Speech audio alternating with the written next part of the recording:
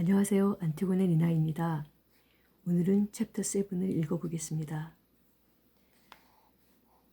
On the fifth day, again as always, it was thanks to the ship. The secret of the little prince's life was revealed to me, abruptly, without anything to lead up to it, and as if the question had been born of long and silent meditation on his problem. He demanded, "A ship, if it eats little bushes, does it eat flowers too?" "A ship," I answered, "eats anything it finds in its reach."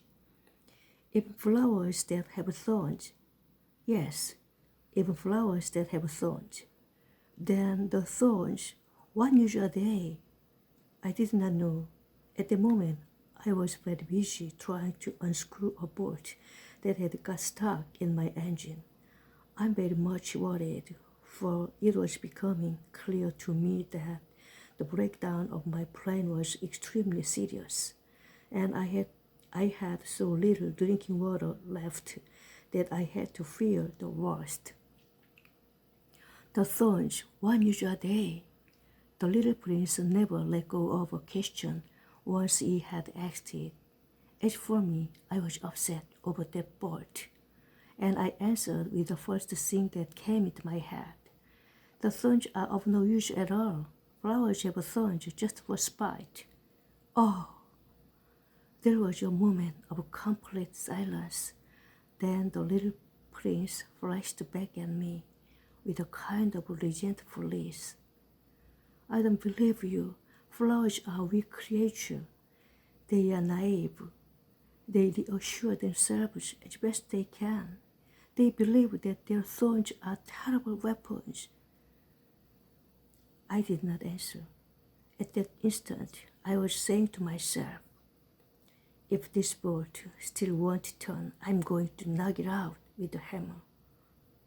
Again, the little prince disturbed my thoughts. "And you always believe that the flowers..." No. "And you actually believe that the flowers..." "Oh no," I cried. No. I don't believe anything. I answered you with the first thing that came into my head. Don't you see? I'm very busy with matters of consequence. He stared at me, thunderstruck. Matters of consequence.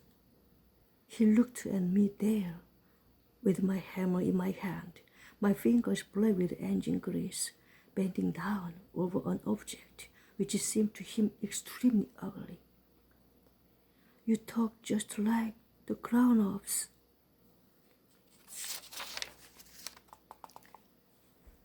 That made me a little ashamed, but he went on relentlessly. "You mix everything up together. You confuse everything." He was really very angry.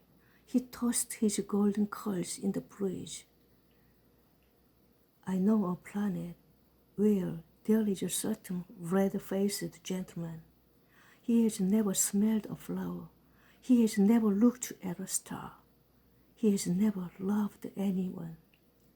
He has never done anything in his life but add up figures. And all day he says over and over, just like you, 'I'm busy with matters of consequence.' And that makes him swell up with pride. But he is not a man.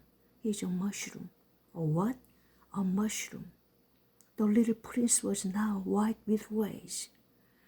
"The flowers have been growing thorns for millions of years. For millions of years the sheep have been eating them just the same. And is it not a matter of consequence to try to understand why the flowers go to so much trouble to grow thorns, which are never of any use of them? Is the warfare between the sheep and the flowers not important? It is not of more consequence than a fat, red-faced gentleman's son. And if I know of myself one flower which is unique in the world, which grows nowhere but on my planet, but which one little ship can destroy in a single bite some morning, without even noticing what he is doing. Oh, you think that is not important? His face turned from white to red as he continued. If someone loves a flower, of which just one single blossom grows in all the millions and millions of stars, it is enough to make him happy just to look at the stars. He can say to himself, somewhere my flower is there. But if the ship eats the flower, in one moment all his stars will be darkened. And you think that is not important? He could not say anything anymore. His words were choked by sobbing. The night had fallen. I had let my tools drop from my hands. Of what moment now was my hammer, my bolt, or thirst, or death? On the star, one planet, my planet the Earth, there was a little prince to be comforted. I took him in my arms and rocked him. I said to him, the flower that you love is not in danger. I will draw you a muzzle for your ship. I will draw you a railing to put around your flower. I will. I did not know what to say to him. I felt awkward and blundering. I did not know how I could reach him, where I could overtake him and go on hand in hand with him one more.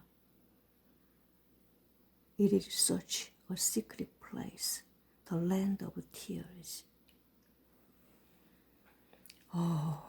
이